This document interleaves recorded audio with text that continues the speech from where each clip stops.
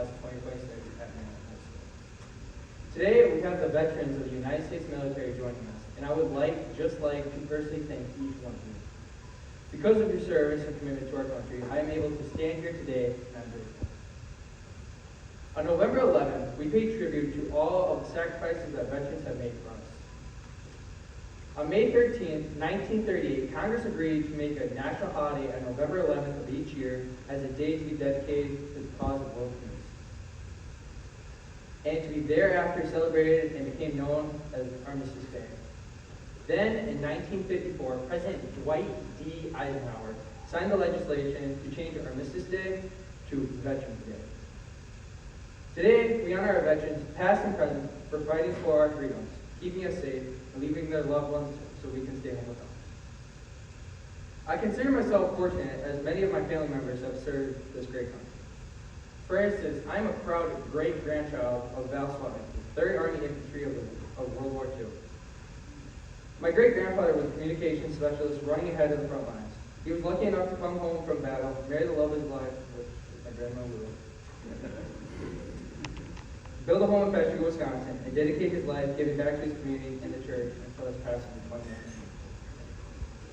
My great-grandfather was laid to rest with full military honors. In addition, my great-grandfather, Harry Cooper, also served in the Army in World War II. Equally important, my great-uncles Ted and Jim served our country. Ted served in the Navy in Korea, and he died overseas when my grandma was just 2 years old. My great-uncle Jim served in the Navy during the Vietnam conflict.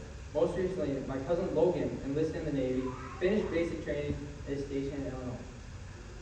Likewise, my cousin Wyatt just finished basic training for the Army and is currently stationed in Arizona. All things considered, when I think about service to one's country, I think about sacrifice, pride, and bravery. I think about sacrifice because these servicemen and women leave their families and friends home. I think about pride because they are protecting our United States and the freedom they represent. And I think of bravery because these men and women are willing to serve and go into battle for all of us.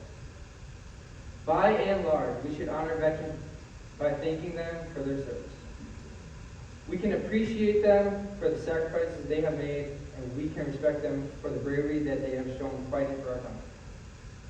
Ultimately, we need to acknowledge our veterans. Stop and talk with our veterans. Shake their hands. Listen to their stories. They are our history, and these are but a small token of our appreciation. So on behalf of my family and myself, thank you, veterans, for your service to this nation.